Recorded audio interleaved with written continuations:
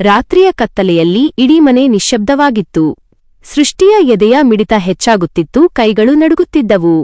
ರಿಷಬ್ ಗಾಢ ನಿದ್ದೆಯಲ್ಲಿದ್ದಾಗ ಮೆಲ್ಲನೆ ಹಾಸಿಗೆಯಿಂದ ಎದ್ದ ಸೃಷ್ಟಿ ಅವನ ಸೀಕ್ರೆಟ್ ಕಪಾಟಿನ ಬೀಗದ ಕೈ ಹಿಡಿದು ರಹಸ್ಯ ಲಾಕರ್ ಬಳಿ ಹೆಜ್ಜೆ ಹಾಕಿದಳು. ಇಷ್ಟು ದಿನ ಮನಸ್ಸಿನಲ್ಲಿ ಕಾಡುತ್ತಿದ್ದ ಅನುಮಾನಕ್ಕೆ ಇಂದು ಉತ್ತರ ಕಂಡುಕೊಳ್ಳಲೇಬೇಕು ಎನ್ನುವ ಹಠ ಅವಳದ್ದಾಗಿತ್ತು. ಬೀಗ ತೆಗೆದು ಲಾಕರ್ ಬಾಗಿಲು ತೆರೆದಾಗ ಅವಳ ಕಣ್ಣಿಗೆ ಮೊದಲು ಬಿದ್ದಿದ್ದು ಅದೇ ಕಾಂಟ್ರಾಕ್ಟ್ ಮ್ಯಾರೇಜ್ ಒಪ್ಪಂದದ ಪತ್ರ. ಆದರೆ ಆ ಪತ್ರದ ಕೆಳಗೆ ಅಡಗಿಸಿಟ್ಟಿದ್ದ ಮತ್ತೊಂದು ಕಡತ ಸೃಷ್ಟಿಯ ಜೀವನವನ್ನೇ ಬುಡಮೇಲು ಮಾಡಿತು. ಆ ಕಡತವನ್ನು ಹೊರತೆಗೆದು ಪುಟಗಳನ್ನು ಮಗುಚಿ ನೋಡಿದ ಸೃಷ್ಟಿಯ ಕಾಲಡಿಯ ನೆಲವೇ ಕುಸಿದು ಬಿದ್ದಂತಾಯಿತು. ಅದು ಅವಳ ತಂದೆ ಸೋಮಶೇಖರ್ ಅವರ ಕೋಟ್ಯಂತರ ರೂಪಾಯಿ ಮೌಲ್ಯದ ಆಸ್ತಿಪತ್ರಗಳಾಗಿದ್ದವು. ಅದರಲ್ಲಿ ಅವಳ ತಂದೆಯ ಸಹಿಯನ್ನು ಅತ್ಯಂತ ಚಾಣಾಕ್ಷತನದಿಂದ ನಕಲಿ ಮಾಡಲಾಗಿತ್ತು. ಇಡೀ ಆಸ್ತಿಯನ್ನು ರಿಷಬ್ ಮತ್ತು ಸುನಂದಾದೇವಿಯ ಹೆಸರಿಗೆ ವರ್ಗಾಯಿಸುವ ಕರಾಳ ಯೋಜನೆ ಆ ಕಾಗದಗಳಲ್ಲಿ ಸ್ಪಷ್ಟವಾಗಿ ಬರೆದಿತ್ತು. ಸೃಷ್ಟಿಯ ಕಣ್ಣುಗಳಿಂದ ತಡೆಯಿಲ್ಲದೆ ಕಣ್ಣೀರು ಹರಿಯತೊಡಗಿತು. ಇಷ್ಟು ದಿನ ರಿಷಬ್ ತೋರಿದ ಕಾಳಜಿ, ಆ ಪ್ರೀತಿಯ ಮಾತುಗಳು, ತನ್ನ ತಂದೆಯ ಆಸ್ಪತ್ರೆಯ ವೆಚ್ಚ ನೋಡಿಕೊಂಡದ್ದು ಎಲ್ಲವೂ ಕೇವಲ ಈ ಆಸ್ತಿ ಕಬಳಿಸಲು ಮಾಡಿದ ರಾಕ್ಷಸಿ ನಟನೆಯೇ? ಪ್ರೀತಿಯ ಹೆಸರಿನಲ್ಲಿ ನಡೆದ ಈ ಮಹಾದ್ರೋಹವನ್ನು ಸೃಷ್ಟಿಗೆ ಅರಗಿಸಿಕೊಳ್ಳಲು ಸಾಧ್ಯವಾಗಲಿಲ್ಲ. ಸೃಷ್ಟಿ ಕಣ್ಣೀರಿನಿಂದ ನಡುಗುವ ಧ್ವನಿಯಲ್ಲಿ, ಇಷ್ಟು ದಿನ ಪ್ರೀತಿಯ ನಾಟಕವಾಡಿದ ಈ ರಿಷಬ್ ನನ್ನ ತಂದೆಯ ಆಸ್ತಿಯನ್ನು ಸಂಪೂರ್ಣವಾಗಿ ತನ್ನ ಹೆಸರಿಗೆ ಬರೆಸಿಕೊಳ್ಳಲು ಸಂಚು ಮಾಡಿದ್ದಾನಾ? ಈ ಮದುವೆ ಬರೀ ನಕಲಿ ಒಪ್ಪಂದವಲ್ಲ, ನನ್ನ ತಂದೆಯ ಜೀವ ತೆಗೆದು ನನ್ನ ಇಡೀ ಕುಟುಂಬವನ್ನೇ ಬಲಿಪಡೆಯಲು ಹೆಣೆದ ಕರಾಳ ಬಲೆ. ನಾನು ಇವನನ್ನು ನಂಬಿ ಎಷ್ಟು ದೊಡ್ಡ ತಪ್ಪು ಮಾಡಿದೆ. ತನ್ನ ತಂದೆ ಆಸ್ಪತ್ರೆಯ ಮಂಚದ ಮೇಲೆ ಸಾವು ಬದುಕಿನ ನಡುವೆ ಹೋರಾಡುತ್ತಿದ್ದರೆ, ಇಲ್ಲಿ ಗಂಡನೆನಿಸಿಕೊಂಡವನು ಅವರ ಜೀವಮಾನದ ಗಳಿಕೆಯನ್ನು ಲೂಟಿ ಮಾಡಲು ಯೋಜನೆ ರೂಪಿಸಿದ್ದನ್ನು ಕಂಡು ಸೃಷ್ಟಿಯ ಎದೆಯಲ್ಲಿ ಆಕ್ರೋಶದ ಬಿರುಗಾಳಿ ಎದ್ದಿತು. ಅವಳು ಆ ದಾಖಲೆಗಳನ್ನು ತನ್ನ ಕೈಯಲ್ಲಿ ಗಟ್ಟಿಯಾಗಿ ಹಿಡಿದುಕೊಂಡು ಅಲ್ಲಿಂದ ಹೊರನಡೆಯಲು ಮುಂದಾದಳು. ಆದರೆ ಪ್ರಿಸೈಸ್ಲಿ ಅದೇ ಕ್ಷಣದಲ್ಲಿ ಆ ಕತ್ತಲೆಯ ಸುದೀರ್ಘ ಕಾರಿಡಾರ್ನಲ್ಲಿ ಯಾರೋ ಮೆಲ್ಲನೆ ಹೆಜ್ಜೆ ಹಾಕುತ್ತಾ ಬರುವ ಸದ್ದು ಕೇಳಿಸಿತು. ಸೃಷ್ಟಿ ಉಸಿರು ಬಿಗಿಹಿಡಿದು ಕಪಾಟಿನ ಮರೆಯಲ್ಲಿ ನಿಂತಳು. ಹೆಜ್ಜೆಗಳ ಸದ್ದು ಹತ್ತಿರವಾಗುತ್ತಿದ್ದಂತೆ ಅವಳ ಬಡಿತ ಮತ್ತಷ್ಟು ಜೋರಾಯಿತು. ಬಾಗಿಲ ಸಂದಿಯಲ್ಲಿ ಕಂಡ ಆ ನೆರಳು ಯಾರದ್ದು? ರಿಷಬ್ನದ್ದೋ ಅಥವಾ ಸುನಂದಾದೇವಿಯದ್ದೋ? ಕಾರಿಡಾರ್ನಿಂದ ಬಂದ ಆ ಹೆಜ್ಜೆಯ ಸದ್ದು ಬಾಗಿಲ ಬಳಿ ಬಂದು ನಿಂತಿತು. ಬಾಗಿಲು ಮೆಲ್ಲನೆ ತೆರೆದುಕೊಂಡಾಗ ಸೃಷ್ಟಿಯ ಎದೆ ಬಡಿತ ನಿಂತಂತಾಯಿತು. ಅಲ್ಲಿ ನಿಂತಿದ್ದದ್ದು ಬೇರೆ ಯಾರೂ ಅಲ್ಲ, ಸ್ವತಃ ರಿಷಬ್. ಅವನ ಕೈಯಲ್ಲಿದ್ದ ನೀರಿನ ಗ್ಲಾಸ್, ರಹಸ್ಯ ಲಾಕರ್ ತೆರೆದಿರುವುದನ್ನು ಮತ್ತು ಸೃಷ್ಟಿಯ ಕೈಯಲ್ಲಿದ್ದ ಆಸ್ತಿ ಕಡತಗಳನ್ನು ನೋಡಿ ಒಮ್ಮೆಲೇ ಕೈತಪ್ಪಿ ನೆಲಕ್ಕೆ ಬಿದ್ದು ಚೂರಾಯಿತು. ಆ ಗಾಜಿನ ಸದ್ದು ಅರ್ಧರಾತ್ರಿಯ ನಿಶ್ಶಬ್ದವನ್ನು ಸೀಳಿಕೊಂಡು ಹೋಯಿತು. ರಿಷಬ್ನ ಮುಖದಲ್ಲಿ ಅಪರಾಧ ಪ್ರಜ್ಞೆ, ಗಾಬರಿ ಮತ್ತು ಆತಂಕ ಎದ್ದು ಕಾಣುತ್ತಿತ್ತು. ಅವನು ಆಘಾತದಿಂದ ಸೃಷ್ಟಿಯತ್ತ 2 ಹೆಜ್ಜೆ ಇಡಲು ಮುಂದಾದನು. ರಿಷಬ್ ತಡವರಿಸುತ್ತಾ ಗಾಬರಿಯಿಂದ, ಸೃಷ್ಟಿ, ನೀನು ಆ ಲಾಕರ್ ಏಕೆ ತೆರೆದೆ? ನನ್ನ ಮಾತನ್ನು ಒಮ್ಮೆ ಕೇಳು, ನಾನು ನಿನಗೆ ಎಲ್ಲವನ್ನೂ ವಿವರಿಸುತ್ತೇನೆ. ದಯವಿಟ್ಟು ನನ್ನನ್ನು ತಪ್ಪಾಗಿ ಅರ್ಥಮಾಡಿಕೊಳ್ಳಬೇಡ ಸೃಷ್ಟಿ. ಆದರೆ ಸೃಷ್ಟಿಯ ಕಣ್ಣುಗಳಿಂದ ಬಿಸಿಯಾದ ಕಣ್ಣೀರು ಹರಿಯುತ್ತಿದ್ದರೂ ಅವಳ ಕಣ್ಣುಗಳಲ್ಲಿ ದ್ವೇಷ ಮತ್ತು ಆಕ್ರೋಶದ ಬೆಂಕಿ ಉರಿಯುತ್ತಿತ್ತು. ಅವಳು ರಿಷಬ್ ಹತ್ತಿರ ಬರುತ್ತಿದ್ದಂತೆ ಹಿಂಜರಿಯದೆ ಹಿಮ್ಮೆಟ್ಟಿ ಆ ಕಾಗದಗಳನ್ನು ಅವನ ಮುಖದ ಮುಂದೆ ಹಿಡಿದು ಗರ್ಜಿಸಿದಳು. ಸೃಷ್ಟಿ ಕಣ್ಣೀರಿನಿಂದ ಗರ್ಜಿಸುತ್ತಾ, ಏನನ್ನೂ ವಿವರಿಸುತ್ತೀಯಾ ರಿಷಬ್? ಈ ನಕಲಿ ಸಹಿಯನ್ನ?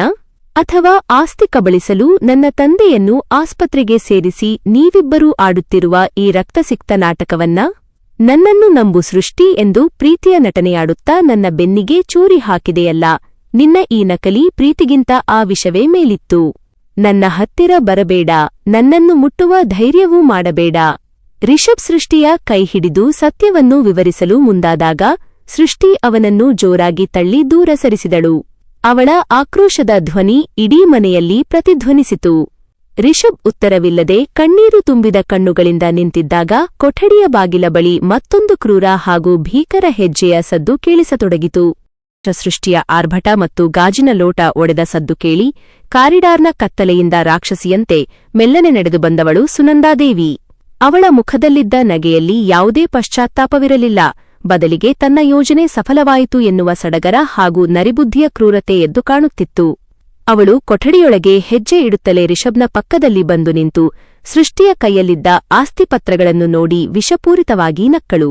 ಸುನಂದಾದೇವಿ ವಿಷಪೂರಿತ ನಗೆಯೊಂದಿಗೆ ವ್ಯಂಗ್ಯವಾಗಿ, ನೋಡಿದ್ಯಾ ರಿಷಬ್, ನಿನ್ನ ಪ್ರೀತಿಯ ಹೆಂಡತಿಗೆ ಅಸಲಿ ಸತ್ಯ ಗೊತ್ತಾಗಿಬಿಟ್ಟಿದೆ. ಇನ್ನು ಈ ಗಂಡ ಹೆಂಡತಿಯ ಪ್ರೀತಿಯ ನಾಟಕ ಆಡಿ ಸಮಯ ವ್ಯರ್ಥ ಮಾಡುವುದು ಬೇಡ. ಸೃಷ್ಟಿ: ಈ ಆಸ್ತಿಯ ಬಲೆ ಹೆಣೆದದ್ದು ನನ್ನ ಮಗನಲ್ಲ, ಸ್ವತಃ ನಾನು. ಆದರೆ ನೆನಪಿಟ್ಟುಕೋ, ನಿನಗೆ ಈಗ 2 ದಾರಿಗಳಿವೆ. ಒಂದು, ಈ ಆಸ್ತಿಯನ್ನು ನಮಗೆ ಬರೆದುಕೊಟ್ಟು ಮೌನವಾಗಿ ಇಲ್ಲಿಂದ ತೊಲಗುವುದು. ಇನ್ನೊಂದು, ಆಸ್ಪತ್ರೆಯ ಮಂಚದ ಮೇಲೆ ಸಾವುಬದುಕಿನ ನಡುವೆ ಹೋರಾಡುತ್ತಿರುವ ನಿನ್ನ ತಂದೆ ಸೋಮಶೇಖರ್ನ ಪ್ರಾಣ. ಈ ಮಾತುಗಳನ್ನು ಕೇಳಿದ ಸೃಷ್ಟಿಗೆ ಸಿಡಿಲು ಬಡಿದಂತಾಯಿತು.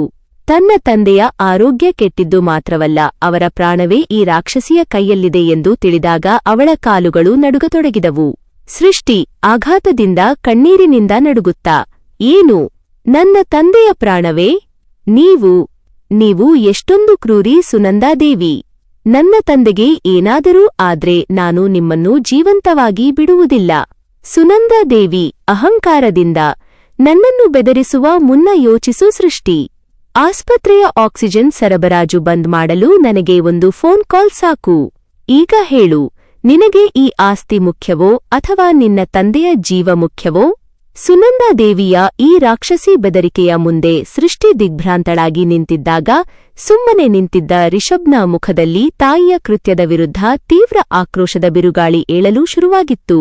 ತನ್ನ ಕಣ್ಣ ಮುಂದೆಯೇ ತಾಯಿ ಒಬ್ಬ ಅಮಾಯಕನ ಪ್ರಾಣದ ಜೊತೆ ಆಟವಾಡುತ್ತಿರುವುದನ್ನು, ಸೃಷ್ಟಿಯ ಕಣ್ಣೀರು ಮತ್ತು ಆಕ್ರೋಶವನ್ನು ಕಂಡ ರಿಷಬ್ನ ಮೌನ ಕೊನೆಗೂ ಮುರಿಯಿತು. ಇಷ್ಟು ದಿನ ತಾಯಿಯ ಮಾತು ಕೇಳಿ ಕುರುಡಾಗಿದ್ದ ಮಗನಲ್ಲಿ ಇಂದು ಅನ್ಯಾಯದ ವಿರುದ್ಧ ಬೆಂಕಿ ಉರಿಯತೊಡಗಿತ್ತು. ಅವನು ಒಮ್ಮೆಲೇ ಸುನಂದಾದೇವಿಯತ್ತ ತಿರುಗಿ ಆಕ್ರೋಶದಿಂದ ಗರ್ಜಿಸಿದನು. ರಿಷಬ್ ಕೋಪದಿಂದ ಕೂಗುತ್ತಾ, ಸಾಕು ನಿಲ್ಲಿಸಿ ಅಮ್ಮ. ನಿಮ್ಮ ಈ ಕ್ರೂರ ದುರಾಶೆಗೆ ಇಲ್ಲಿಗೆ ಅಂತ್ಯ ಹಾಡಿ. ಆಸ್ತಿಯ ಸಮಸ್ಯೆ ಬಗೆಹರಿಸಿಕೊಳ್ಳಲು ಕಾಂಟ್ರಾಕ್ಟ್ ಮ್ಯಾರೇಜ್ ಒಪ್ಪಂದಕ್ಕೆ ನಾನು ಸಮ್ಮತಿಸಿದ್ದು ನಿಜ. ಆದರೆ ಆಸ್ತಿಗಾಗಿ ಒಬ್ಬ ಅಮಾಯಕನ ಜೀವ ತೆಗೆಯುವ ಮಟ್ಟಕ್ಕೆ, ನಕಲಿ ಸಹಿ ಮಾಡಿ ಕದಿಯುವ ಮಟ್ಟಕ್ಕೆ ನೀವು ಇಳಿಯುತ್ತೀರಾ ಅಂತ ನಾನು ಕನಸಿನಲ್ಲೂ ಅಂದುಕೊಂಡಿರಲಿಲ್ಲ. ಸುನಂದಾದೇವಿ ಕೋಪದಿಂದ ಗದರಿಸುತ್ತಾ, ರಿಷಬ್, ನಾಲಿಗೆ ಹಿಡಿದು ಮಾತನಾಡು. ನಾನು ಮಾಡುತ್ತಿರುವುದು ಎಲ್ಲವೂ ನಿನ್ನ ಭವಿಷ್ಯಕ್ಕಾಗಿ. ಈ ಆಸ್ತಿ ನಮಗೆ ಸಿಕ್ಕರೆ ಮಾತ್ರ ನಾವು ಬೀದಿಗೆ ಬೀಳುವುದು ತಪ್ಪುತ್ತದೆ. ನಡುವೆ ಮಗನಾಗಿ ನನಗೆ ಅಡ್ಡಬರಬೇಡ. ರಿಷಬ್ ಕಣ್ಣೀರಿನಿಂದ, ಇಂತಹ ರಕ್ತಸಿಕ್ತ ಆಸ್ತಿ ನನಗ ಬೇಡ ಅಮ್ಮ. ಸೃಷ್ಟಿ, ನನ್ನ ಕಣ್ಣುಗಳಲ್ಲಿ ಕಣ್ಣಿಟ್ಟು ನೋಡು. ನಿನ್ನ ತಂದೆಯ ನಕಲಿ ಸಹಿಯಲ್ಲಾಗಲಿ ಅವರ ಜೀವಕ್ಕೆ ಅಪಾಯ ತರುವುದರಲ್ಲಾಗಲಿ ನನ್ನ ಪಾತ್ರವಿಲ್ಲ. ನಾನು ನಿನಗೆ ಪ್ರಾಣ ಹೋದರೂ ಈ ರೀತಿ ದ್ರೋಹ ಮಾಡುವುದಿಲ್ಲ ಸೃಷ್ಟಿ. ಆದರೆ ಸೃಷ್ಟಿಯ ಮನಸ್ಸಿನಲ್ಲಿ ಅನುಮಾನದ ದಟ್ಟ ನೆರಳು ಸಂಪೂರ್ಣವಾಗಿ ಆವರಿಸಿತ್ತು. ಒಮ್ಮೆ ನಂಬಿ ಮೋಸ ಹೋದ ಮೇಲೆ ಮತ್ತೆ ಆ ಪ್ರೀತಿಯನ್ನು ನಂಬಲು ಅವಳ ಮನಸ್ಸು ಸಿದ್ಧವಿರಲಿಲ್ಲ. ಸೃಷ್ಟಿ ಕೋಪ ಮತ್ತು ನೋವಿನಿಂದ, ನಂಬಬೇಕಾ? ನಿನ್ನನ್ನು ಹೇಗೆ ನಂಬಲಿ ರಿಷಬ್? ನಕಲಿ ಮದುವೆಯ ನಾಟಕವಾಡಿ ನನ್ನನ್ನು ಈ ಮನೆಗೆ ತಂದು ನಿಲ್ಲಿಸಿದ್ದೇ ನೀನು. ಈಗ ತಾಯಿಯ ಮೇಲೆ ತಪ್ಪು ಹಾಕಿ ನೀನು ಸತ್ಯವಂತನಾಗಲು ನೋಡುತ್ತಿದ್ದೀಯಾ? ನೀವಿಬ್ಬರೂ ಒಂದೇ ನಾಣ್ಯದ 2 ಮುಖಗಳು. ಸೃಷ್ಟಿಯ ಈ ಮಾತುಗಳು ರಿಷಬ್ನ ಹೃದಯವನ್ನು ಸೀಳಿದಂತಾಯಿತು. ಪ್ರೀತಿ ಮತ್ತು ತಾಯಿಯ ಅಧರ್ಮದ ನಡುವೆ ಸಿಲುಕಿದ ರಿಷಬ್ ಧರ್ಮಸಂಕಟದಲ್ಲಿ ನಿಂತಾಗ ಸೃಷ್ಟಿ ತನ್ನ ಮುಂದಿನ ನಿರ್ಣಾಯಕ ಮತ್ತು ಅಪಾಯಕಾರಿ ಹೆಜ್ಜೆಗೆ ಸಿದ್ಧಳಾಗುತ್ತಿದ್ದಳು. ಸೃಷ್ಟಿ ತನ್ನ ಕಣ್ಣಂಚಿನ ಕಣ್ಣೀರನ್ನು ಗಟ್ಟಿಯಾಗಿ ಒರೆಸಿಕೊಂಡಳು. ಅವಳ ಕಣ್ಣುಗಳಲ್ಲಿದ್ದ ಹೆದರಿಕೆ ಮತ್ತು ಆತಂಕ ಈಗ ಸಂಪೂರ್ಣವಾಗಿ ಮರೆಯಾಗಿ ಆ ಜಾಗದಲ್ಲಿ ಸೇಡು ಮತ್ತು ಸವಾಲಿನ ಬೆಂಕಿ ಉರಿಯುತ್ತಿತ್ತು.